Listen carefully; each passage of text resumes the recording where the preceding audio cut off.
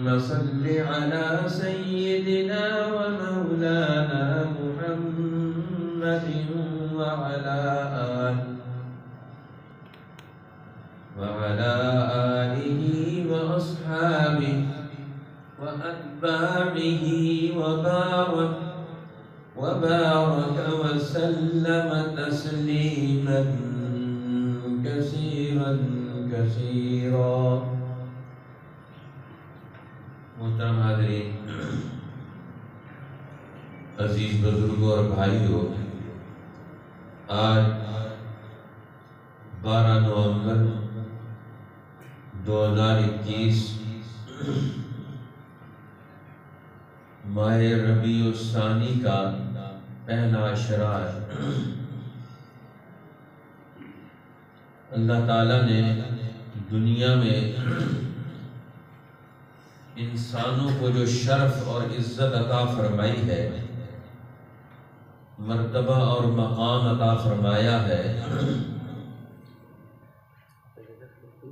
اس مرتبے اور مقام کو دنیا میں بھی قائم رکھنا اور آخرت میں بھی اس مرتبے اور مقام کو قائم رکھنا، یہ ایک مسلسل محنت اور جد و جہد مانگتا ہے کہ انسانی زندگی کو ایسے راستوں سے گزارا جائے، ایسا طریقہ کار اختیار کیا جائے کہ یہ اپنے منزل مقصود کو پا سکے۔ اس لیے انسان کو اپنی زندگی گزارنے کے لیے اس راستے کو منتخب کرنا ہے جس سے اس کی دنیا بھی اچھی ہو اور اس کی آخرت بھی اچھی ہو۔ اب دنیا کیسے اچھی ہوتی ہے، اس کے لیے بھی راستے متعین کر دیے، اصول اور ضابطے طے کر دیے کہ ایک طرف ہر بندہ اپنے خالق اور مالک کا حق ادا کرے، اپنے رب کا پیدا کرنے والے کا حق ادا کرے، اس کی معرفت اور اس کی پہچان حاصل کرے۔ دوسری طرف اپنے رشتوں اور رابطوں کی بھی پہچان کرے اور ان کی حیثیتوں کو تسلیم کرے۔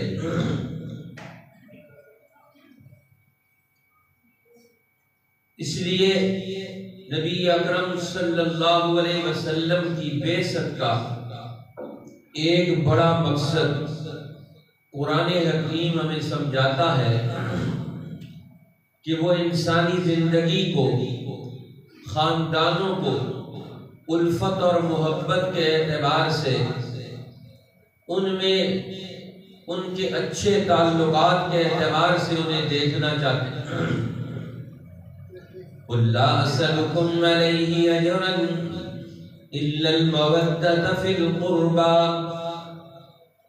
فرمایا میرے پیغمبر ان کو بتا دیجئے میں تم سے کوئی بدلہ اور مزدوری نہیں مانگتا، صرف یہی مانگتا ہوں کہ تمہارے خاندانی نظام میں محبت پیدا ہو جائے، مودت پیدا ہو جائے۔ اس لیے نبی اکرم صلی اللہ علیہ وسلم نے مختلف ارشادات میں ان مقاصد کو خود واضح فرمایا امت کے سامنے۔ ایک حدیث پاک میں آقا دو عالم صلی اللہ علیہ وسلم کا فرمان ہے کہ اللہ جل جلالہ کسی ایک قوم سے ملک کو آباد فرماتے ہیں، پھر اس قوم کو وسائل عطا فرماتے ہیں، اس قوم کو دولت عطا فرماتے ہیں، اور پھر فرمایا کبھی اللہ نے دشمنی کی نظر سے ان کو نہیں دیکھا۔ صحابہ اکرام رضوان اللہ علیہم اجمعین نے عرض کیا یا رسول اللہ اس قوم پر اتنی بڑی مہربانی کیوں ہوتی ہے، اللہ کی نظر عنایت اتنی کیوں ہوتی ہے کہ ان کے ذریعے سے ملک بھی آباد ہو رہے ہیں، ان کو دنیا میں وسائل بھی ملتے ہیں، ان کو دنیا میں اللہ جل جلالہ دنیا کی نعمتوں سے بھی نوازتے ہیں، اور پھر ان کو کبھی بھی نفرت اور دشمنی کی نظر سے نہیں دیکھتے۔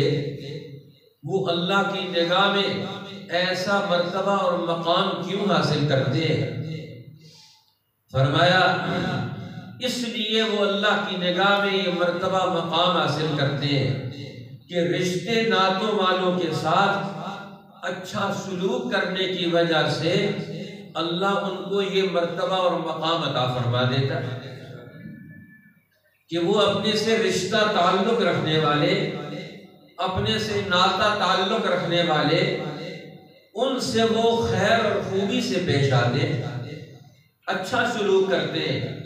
تو یہ اچھا سلوک اپنے رشتہ داروں سے، اپنے تعلق داروں سے، یہ اللہ کو اتنا پسند ہے کہ اللہ ان کی دنیا کو بھی خوشحال کر دیتا ہے، ان کے ملکوں کو بھی آباد کر دیتا ہے، اور اللہ کے غضب اور غصے کی نگاہ سے وہ محفوظ ہو جاتے ہیں۔ یہ کوئی معمولی بات نہیں ہے کہ ہم اپنے رشتہ داروں کو پانی پلا دیں، ان کو کھانا کھلا دیں، ان کی خوشی اور غمی میں شریک ہو جائیں، ان کے ساتھ ہمارے محبت کا تعلق وجود میں آ جائے۔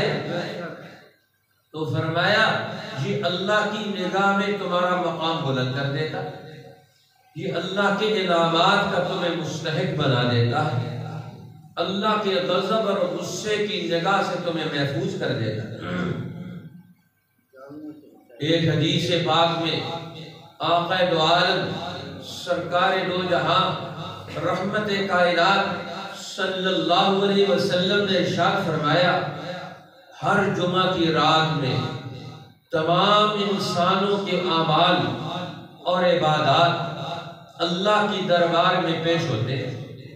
ہر جمعے کی رات میں تمام انسانوں کے اعمال اور ان کی سب عبادتیں یہ اللہ کے حضور میں پیش کی جاتی ہیں، یہ اللہ کے سامنے ہر آدمی کا دفتر پیش کیا جاتا ہے، ہفتہ وار کارکردگی کہ اس ہفتے میں ان کی کارکردگی کیا ہے، ان کے اعمال کیا ہے، انہوں نے کیا کیا کارنامے سر انجام دیے ہیں۔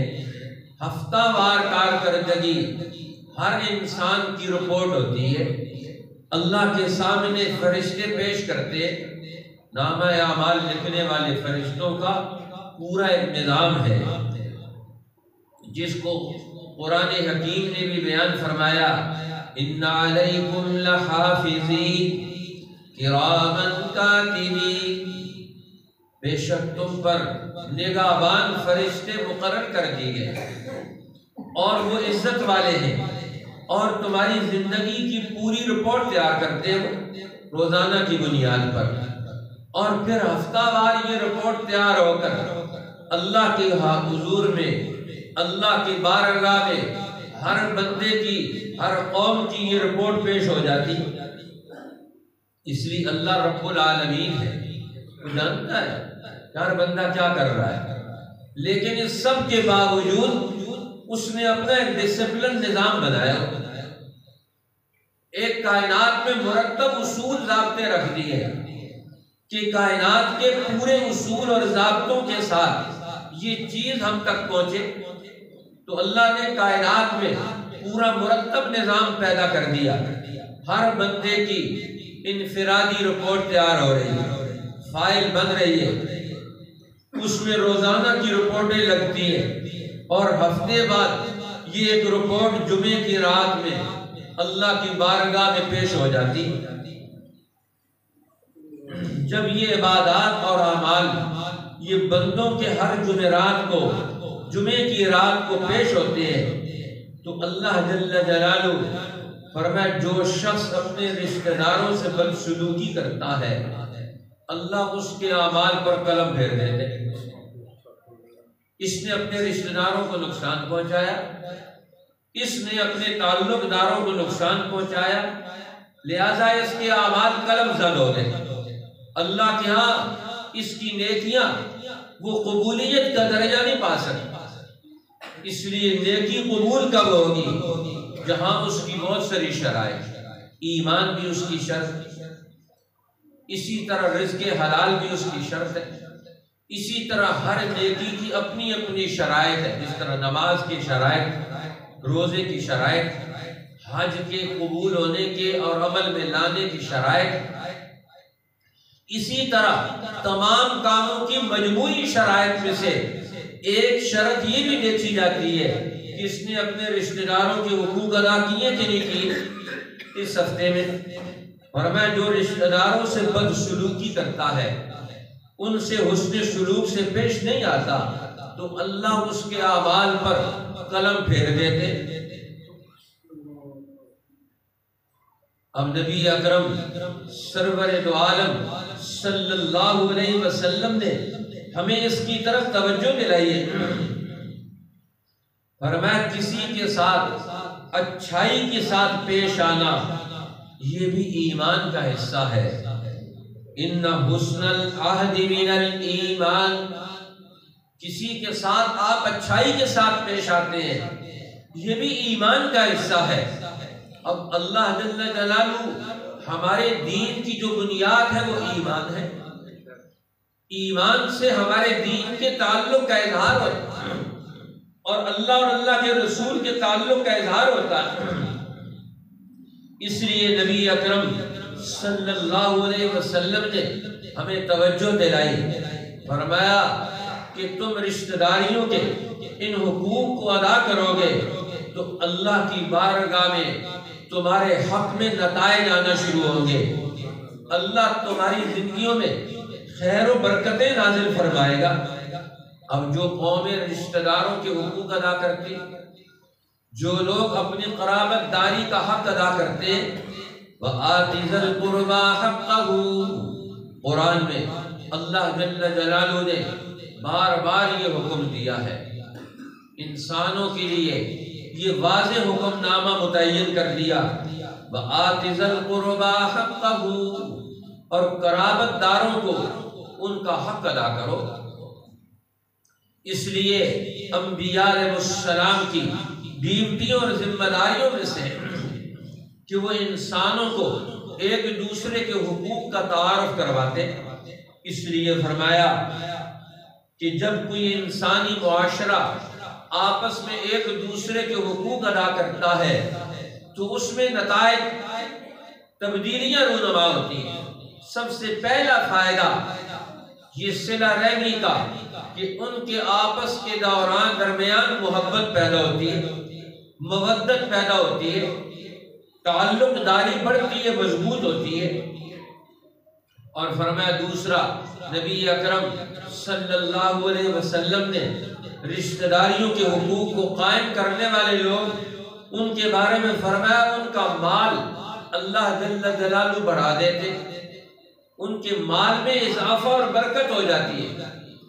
فرمایا تم میں سے جو چاہتا ہے کہ وہ اپنے مال میں برکت پیدا کر لے، اس کے مال میں اللہ اضافہ فرما دے، فرمایا اسے چاہیے فَلْيَصِلْ رَحِمَهُ، وہ صلہ رحمی کرے، وہ رشتہ داروں کے حقوق کا خیال رکھے۔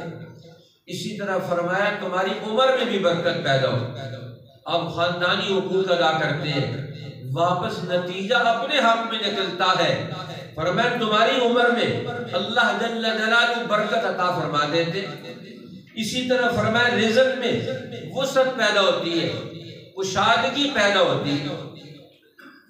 نبی اکرم صلی اللہ علیہ وسلم کے بعد ایک مسلمان شکایت لے کر آئے، ایک عورت نے شکایت کی آ کر کہ میرا خاوند ہر وقت گھر میں کوئی نہ کوئی کسی خاندان والے کو جو بھی آ جاتا ہے اس کو پکڑ کے کھانا کھلائے بغیر نہیں بھیجتا، اب اس کو پکڑ کر کھانا کھلائے بغیر نہیں بھیجتا۔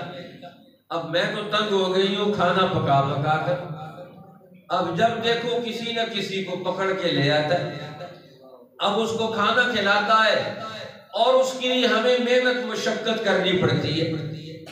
اللہ کے پیغمبر صلی اللہ علیہ وسلم نے اس کو بلایا اور اس سے ماجرا پوچھا، مسئلہ پوچھا۔ نے کہا حضور میں اپنے رشتہ داروں کے حقوق کی ادائیگی کی نیت سے یہ کام کرتا ہوں۔ تو آپ نے فرمایا اچھا اب تم اپنے گھر میں ہماری دعوت کرو۔ اب اس نے اللہ کے پیغمبر کی دعوت کی اور گھر والوں کو بتایا کہ فلاں وقت میں اللہ کے رسول ہمارے مہمان آئیں گے، ہمارے مہمان ہوں گے، ہمارے گھر تشریف لائیں گے، کھانا تیار کرو۔ اب انہوں نے گھر والوں نے کہ اللہ کے پیغمبر ہمارے گھر میں مہمان بن کے آ رہے ہیں، بڑی خوشی سے گھر والوں نے کھانا تیار کیا۔ جب کھانا کھا لیا اللہ کے پیغمبر نے ان کے لیے دعا کی اور اس کے بعد وہاں سے واپس آنے لگے اور اللہ سے دعا مانگی کہ اس پر، اس گھر والے پر، ان گھر والوں پر اس عمل کے احوال منکشف ہو جائے کہ یہ جو دعوت کرتے ہیں، کسی کو کھانا کھلاتے ہیں، تو اس عمل کے نتائج کیا نکلتے ہیں۔ اب اللہ کے پیغمبر گھر سے نکلنے لگے تو اس عورت کو فرمایا میں جب گھر سے نکلوں گا تو تم میرے پیچھے مجھے دیکھتی رہنا، غور و فکر کرتی رہنا، دیکھتی رہنا۔ اب اس نے جو دیکھا کہ اللہ کے پیغمبر گھر سے باہر جا رہے ہیں، کیا دیکھتی ہے کہ ہماری گھر سے مصیبتیں جا رہی ہیں، ساتھ ساتھ پریشانیاں جا رہی ہیں، ساتھ ساتھ وہ ہمارے گھر سے رخصت ہو رہی ہیں۔ گھروں سے مصیبتیں اور پریشانیاں مختلف شکلوں میں رخصت ہو رہی ہیں۔ اسی وقت اس نے توبہ کی۔ اب دیکھو اللہ کے پیغمبر نے عملی طور پر سمجھایا کہ جب آپ کسی کو کھانا کھلاتے ہیں، دسترخوان آپ کا ہوتا ہے، کھانا آپ کا ہوتا ہے، کھلاتے اس کو ہے۔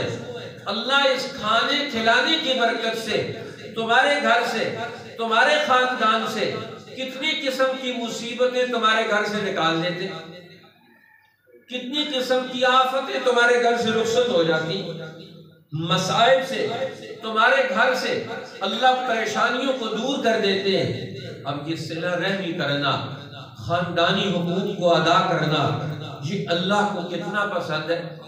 فرمایا ایک دوسری حدیث میں فرمایا کہ جب کوئی مسلمان اپنے رشتہ داروں کے حقوق کو ادا کرتا ہے تو اللہ جل جلالہ اس کے گناہوں کو بھی معاف کرتے، اس کی حسنات کو، اس کی نیکیوں کو قبول کرتے ہیں اور ان پر اللہ جل جلالہ اپنی رحمتیں نازل فرماتے ہیں، اپنی برکتیں بھیجتے ہیں۔ اس لیے حدیث پاک میں آتا ہے صلہ رحمی والے سے اللہ اپنا رشتہ جوڑتا ہے، اپنا تعلق جوڑتا ہے۔ تو بندوں سے تعلق جوڑ رہا ہے، خاندان سے تعلق پیدا کر رہا ہے، اب تیرا مرتبہ اور مقام اللہ فرماتے میری نگاہ میں بڑھ گیا۔ اس لیے حدیث پاک میں آتا ہے کہ رسول اللہ صلی اللہ علیہ وسلم نے ارشاد فرمایا کہ ابلیس ہفتے میں ایک دن سمندر پر اپنا تخت بچھاتا ہے اور سارے شیطانوں کو، چھوٹے چھوٹے شیطانوں کو جو انسانی معاشروں میں تباہی پھیلانے کے لیے آتے، اب وہ ان کو واپس ان سے کارگزاری سنتا ہے کہ بتاؤ تم نے کیا کیا کام کیے، تم نے شیطانیت کے کون کون سے کارنامے سر انجام دیے، انسانی معاشروں میں کون سے تم گناہ پیدا کرا کے آئے ہو، اللہ کی نافرمانیاں کرا کے آئے ہو، اپنی کارگزاری سناؤ۔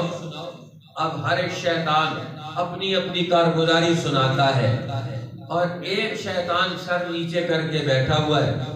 اب وہ سمجھتا ہے کہ میں نے یہ جو کارنامہ سر انجام دیا یہ تو کوئی معنی نہیں رکھتا۔ اس سے پوچھتا ہے تو جو بیٹھے ہوئے تو بھی کارنامہ بتا۔ اب وہ کہتا ہے کہ میں تو اور کوئی کام نہیں کر سکا، میں خاوند اور بیوی کے درمیان لڑائی جھگڑا ڈال کے آ گیا۔ اب ابلیس اٹھتا ہے، اس کو قریب بلاتا ہے اور اس کو گلے ملتا ہے اور گلے مل کے اس کو کہتا ہے تو میرا صحیح جانشین ہے کہ تو خاوند بیوی کے درمیان جھگڑا ڈال کے آیا، تو ان کے درمیان لڑائی ڈال کے آیا۔ تو ان کے درمیان نفرت ڈال کے آیا ہے۔ اب خاندانی نظام ٹوٹے گا، دو خاندانوں کے درمیان نفرت پیدا ہوگی، دو گھروں کے درمیان لڑائی پیدا ہوگی۔ اب اس گھرانے کی لڑائی کی وجہ سے سینکڑوں قسم کے گناہ پیدا ہوں گے، کئی قسم کی نافرمانیاں وجود میں آئے گی۔ ابلیس کہتا ہے کہ تو میرا صحیح جانشین ہے، تو میرا صحیح نائب ہے، تو صحیح کام کر کے آیا۔ اس لیے ہمارے بزرگوں میں سے اس دور میں ہندوستان میں جو بڑے عظیم بزرگوں میں سے گزرے، حاجی امداد اللہ مہاجر مکی رحمت اللہ علیہ، جن کے کارناموں نے اس پورے ہندوستان کو عظیم ترین تعلیم و تربیت کے اعتبار سے دور عطا کیا۔ 1857 کی جنگ آزادی لڑی اور اپنے مریدین میں سے بڑے بڑے جلیل القدر اولیاء اللہ وہ ہندوستان میں تعلیم و تربیت دے کر چھوڑ کر گئے، جن میں سے حضرت قطب الاقطاب مولانا رشید احمد گنگوئی، حجت الاسلام مولانا قاسم نانوتوی، اسی طرح بڑے بڑے عظیم اکابرین حضرت شیخ الہند مولانا محمود حسن، جنہوں نے 50 سال دارالعلوم دیوبند میں حدیث رسول اللہ کا درس دیا۔ اسی طرح حکیم الامت مولانا اشرف علی تھانی، حضرت مولانا شاہ عبد الرحیم رائے پوری، اسی طرح پیر میر علی شاہ رحمت اللہ تعالی علیہ، قریب ترین ہمارے بزرگوں میں سے، یہ بھی ان کے خلفائے مجازین میں سے بہت بڑا لمبا سلسلہ ہے کہ ان کی صحبت کا فیض، ان کی صحبت کا اثر وہ بہت بڑا اور بہت گہرا رہتا تھا کہ جو ان سے متعلق ہوتا وہ دین حق پر استقامت کے ساتھ وہ عمل کرنے کی عادت اور مزاج اس کا وجود میں آ جاتا۔ اب یہ ان عظیم بزرگوں میں سے تھے کہ جن کی صحبت کے اثر سے لوگوں کے اندر دین حق کی محبت پیدا ہو جاتی۔ اسی لیے کوئی آدمی آ کر ان کے پاس کسی کی غیبت کرتا کہ فلاں آدمی آپ کے پاس ایسی بات کر رہا، فرماتے بھائی جاؤ اس پر 2 گواہ لے کر آؤ کہ اس نے غیبت کی ہے، 2 گواہ لے کر آؤ۔ اب 2 گواہ کہاں سے لائے گا؟ اس لیے حضرت کی مجلس میں کسی کو کسی کی غیبت کرنے کی ضرورت ہی نہیں ہوتی تھی۔ اب یہ غیبت انسانی معاشروں کو، خاندانوں کو تباہ کرتی ہے۔ یہ پیٹھ کے پیچھے گفتگو کرنا شریعت نے کیوں حرام قرار دے دیا؟ یہ خاندانی نظاموں کو تباہ کرتا ہے۔ اس لیے حضرت فرماتے تھے، اپنی مریدوں کو وصیت کرتے تھے، فرمایا کہ اگر تم اپنے اندر اتفاق اور اتحاد پیدا کرنا چاہتے ہو تو اس کے لیے 2 چیزوں پر عمل کرو، 2 شرطیں پیدا کر لو۔ ایک اپنے اندر تواضع پیدا کر لو اور دوسرا ایثار پیدا کر لو۔ فرمایا جس نے اپنے اندر تواضع پیدا کر لیا تو اس کی وجہ سے خاندان آپس میں جڑ جاتے۔ ایک آدمی جھک جائے تو اس میں جھکنے میں اس کی عزت میں اور اضافہ ہو جاتا ہے، اللہ کی نگاہ میں اس کا مرتبہ اور مقام اور بلند ہو جاتا ہے، اس میں کمی نہیں آتی ہے۔ اس لیے فرمایا جو آدمی تواضع اختیار کرتا ہے، اللہ کو تواضع اختیار کرنے والے لوگ بہت پسند، اور دوسرا ایثار کرنے والے، دوسروں کو ترجیح دینے والے۔ اب نبی اکرم صلی اللہ علیہ وسلم نے اپنی صحبت اور اپنے فیض سے، اپنی تربیت سے یہی کمالات معاشرے میں منتقل کر دیے، خاندانوں میں منتقل کر دیے کہ ان کی محنت سے لوگوں میں آپس میں تواضع پیدا ہو، عاجزی پیدا ہو گئی، اور دوسرا ایثار پیدا ہو گیا، دوسروں کو ترجیح دیتے ہیں۔ یؤثرون علی انفسہم ولو کان بہم خصاصہ، وہ دوسروں کو ترجیح دیتے ہیں۔ جب دوسروں کو ترجیح دیں گے تو کیسے ان کی محبت پیدا ہوگی؟ اب ہر آدمی کو مسئلہ کیسے سمجھایا جائے گا کہ اب ہمارے رشتے اور رابطے قائم رہیں؟ رسول اللہ صلی اللہ علیہ وسلم، آپ کی والدہ محترمہ جب فوت ہو گئی تو تو آپ مکہ اور مدینہ کے راستے میں تھے، آپ کی والدہ اور آپ کے ساتھ آپ کی والدہ کی کنیز ام ایمن، یہ دونوں تھے۔ واپسی میں حضور علیہ السلام 5-6 سال کے بچے تھے۔ ام ایمن واپس لے کر عبد المطلب کے پاس چھوڑ کر گئی، چھوڑا کہ آپ کا پوتا راستے میں ماں فوت ہو گئی، اب اسے میں لے کر آیا۔ کہتی ہیں عبد المطلب کو میں نے اس دن جتنا غمگین دیکھا کہ میرا یہ پوتا جس کا باپ پہلے فوت ہو گیا، جس کی ماں اس کے 5-6 سال کے بچپن میں دنیا سے رخصت ہو گئی، اب اس اپنے پوتے کے لیے اتنا غمگین ہوئے عبد المطلب۔ کہتے میں نے ساری زندگی اس غم میں کبھی اس پہاڑ جیسے انسان کو، عبد المطلب، خواجہ عبد المطلب حضور کے دادا، میں نے ان کو کبھی نہیں دیکھا۔ اب دیکھو یہ بھی خاندانی تعلق ہے کہ اپنے بچوں سے، اپنے پوتوں سے کتنا پیار ہے کہ آپ اس کے غم میں مبتلا ہوتے ہیں۔ ام ایمن عبد المطلب کے دادا کے پوتے کے لیے اس غم کو بھی بیان کرتی ہے۔ آج ہم اپنے کسی رشتہ دار کو مصیبت میں دیکھ کر کسی غم میں مبتلا ہوتے ہیں، اب اس صفت کو اس نے محسوس کیا۔ اب ایک غلام کنیز عورت ہے، وہ محسوس کرتی ہے کہ یہ خاندانوں میں کتنی محبت ہے، کتنا ان کے دلوں میں ایک دوسرے کے لیے محبت اور مودت ہے۔ دیکھو جو خاندان مودتوں اور محبتوں میں پروان چڑھتے ہیں، انہی میں تو محمد رسول اللہ پیدا ہوتے ہیں۔ اب آپ کے خاندان میں کتنی مودت اور محبت ہے کہ ام ایمن کہتی ہے میں نے ایسا غمناک چہرہ عبد المطلب کا کبھی نہیں دیکھا جس دن انہیں یہ خبر ملی کہ آج میرے پوتے کی ماں، اس کے سر کا ایک سایہ دنیا سے رخصت ہو گیا۔ اس لیے تو حضور نے فرمایا تھا کہ جس ماں کا بیٹا فوت ہو جائے، اولاد فوت ہو جائے، اس ماں کو کتنا دکھ ہوتا ہے، اور جس بیٹے کی ماں اور باپ فوت ہو جائے، وہ جس مصیبت اور قسم پرسی میں اس معاشرے میں زندگی بسر کرتا ہے، اس معاشرے والے اس یتیم بچے سے اگر آنکھیں پھیر لیں، اگر ہاتھ روک لیں، اس کے تعاون سے قدم بڑھانے میں اپنے آپ کو پیچھے کر لیں، اللہ کے پیغمبر فرماتے ہیں یہ تو بدترین وہ لوگ۔ ان اسفر البیت بیت یحان فیہ الیتیم، فرمایا سب سے بدترین اور زوال پذیر وہ گھر ہے جس گھر میں یتیم کو، جس کے باپ جس کے رخصت ہو جائے، باپ رخصت ہو گیا، ماں رخصت ہو گئی، لیکن وہ اپنا وہ مرتبہ اور مقام کھو بیٹھے، دوسرے بڑے لوگ ماں اور باپ کا مرتبہ اس کو دینے کے لیے اپنے اندر اہلیت ہی نہ رکھتے ہو۔ فرمایا یحان فیہ الیتیم، جس میں یتیم کا مرتبہ گھٹ جائے، محمد الرسول اللہ فرماتے ہیں وہ اللہ کی نگاہ سے گر جاتا ہے۔ فرمایا اسفر البیت بیت، یہ سب سے گھٹیا اور زوال پذیر گھر ہے۔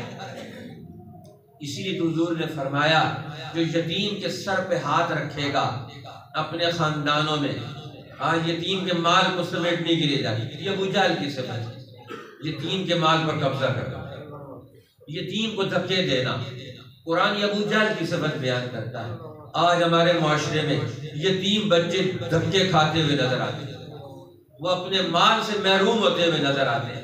مسلمان معاشروں کے اندر خاندانوں میں جرأت نہیں ہے کہ بات کر سکے، اس یتیم کے حق کے لیے آواز نکالیں، یہ اپنی عزت کو دیکھتے ہیں، یتیم کے مال اور اس کی جان کے تحفظ کے لیے گفتگو نہیں کر سکتے۔ لیکن ام ایمن وہ اس محال کو بھی بیان کرتی ہے کہ جب میں نے یہ یتیم بچہ عبد المطلب کی گود میں پہنچایا، عبد المطلب کا غم سہارا نہیں رہا، اس کے غم کا کوئی انتہا نہیں تھی، میں بیان نہیں کر سکتی کہ کس غم اور کس قلق اور اضطراب کا اس نے اظہار کیا، اور حضور علیہ السلام کے لیے کس مودت اور محبت کا اظہار کیا کہ غم بھی مودت اور محبت کی شکل میں آتا ہے، کبھی اس کو بھی دیکھا جاتا ہے۔ اور پھر حضور علیہ السلام کا بھی کیا حال ہے، حضرت انس فرماتے ہیں رضی اللہ تعالی عنہ کہ حضرت ایمن حضور کی ماں تھی، ماں بن کر ایمن نے حضور کو پالا، بڑا کیا، خدمت سر انجام دی۔ ایک دفعہ حضور کے گھر میں بیٹھی ہوئی ہے، حضرت عائشہ رضی اللہ تعالیٰ عنہ بھی بیٹھی ہوئی ہے، حضور علیہ السلام نے پانی پیا تو ایمن نے کہا حضور مجھے بھی پانی پلا دے۔ امتی بھی ہے لیکن ایک طرف ناز بھی ہے کہ ماں کے مرتبے پر، ماں کی کنیز تھی، آپ کے ورثے میں آئی، آپ نے آزاد کیا، لیکن دوسری طرف ایک رابطہ اور رشتہ اور تعلق پیدا ہو گیا کہ آپ کے گھر میں زندگی بسر کی ہے، ایک ماں بن کے اس نے پالا ہے۔ حضور بھی ماں کہہ کر پکارتے تھے ایمن کہ میری ماں آئی، یا ماں کہہ کر پکارتے تھے۔ تو حضرت عائشہ نے کہا ایمن تم حضور سے خدمت لے رہی ہو؟ انہوں نے کہا ہاں میں نے بھی تو بڑی خدمت کی ہے۔ تو آپ نے فرمایا ہاں ایمن نے بھی ہماری بڑی خدمت کی۔ اللہ کے پیغمبر اٹھے اور اٹھ کر پانی بھر کر ایمن کو پانی پلایا۔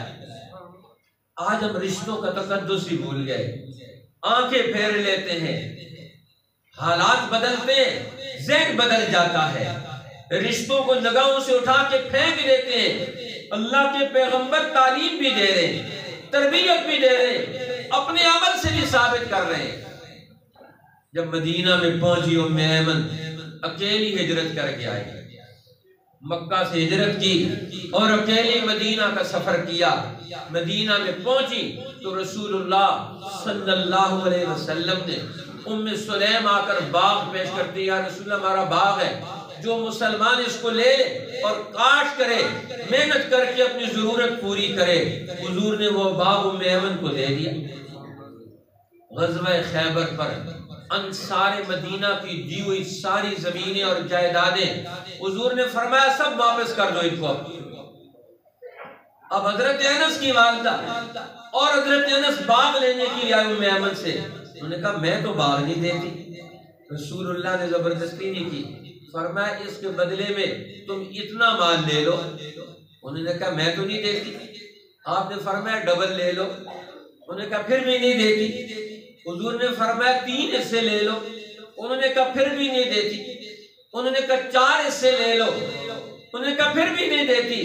حضور مال بڑھاتے گئے، فرمایا اس مال کے بدلے میں، باغ کے بدلے میں 10 گنا لے لو۔ انہوں نے کہا ہاں اب یہ باغ دیتی۔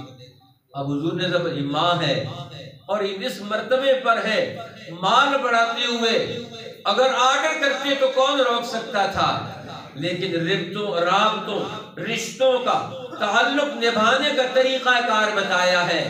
پیسہ کوئی چیز نہیں ہوتی، چیزیں یہ کوئی معنی نہیں رکھتی۔ رشتوں کے اعتبار سے آج بھائی ایک دوسرے بھائی کو چھوڑنے کے لیے تیار نہیں ہوتا۔ مسئلہ کیسے حل ہوگا؟ خاندان کیسے جڑے گا؟ چیزوں کی بنیاد پر خاندان کو توڑنا چاہتے ہیں۔ یہ ذہن اسلام کا نہیں، یہ ذہن دین اور قرآن کا نہیں، یہ ذہن محمد رسول اللہ کا نہیں ہے۔ اللہ ہمیں وہ ذہن نصیب فرمائے، ہمیں وہ جذبے اور ارادے عطا فرمائے۔ قرآن اور حدیث سے، محمد رسول اللہ کی سیرت سے ہمیں صلہ رحمی کا، خاندانی نظام اور ایک دوسرے کے احترام اور حقوق کی ادائیگی کا وہ دین حق کا تصور اور عمل عطا فرمائے جو ہمارے سامنے سیرت رسول کا یہ پیغام ہے۔ آج ہم ربیع الاول کا مہینہ گزار دیتے ہیں، مسلمانوں میں جھگڑے نہیں ختم ہوتے، بھائیوں کے جھگڑے نہیں ختم ہوتے، خاندانوں کے مسئلے نہیں حل ہوتے، تو ہم نے کیسا یہ میلاد منایا؟ ہم نے کیسی خوشی منائی ہے رسول اللہ کی آمد کی؟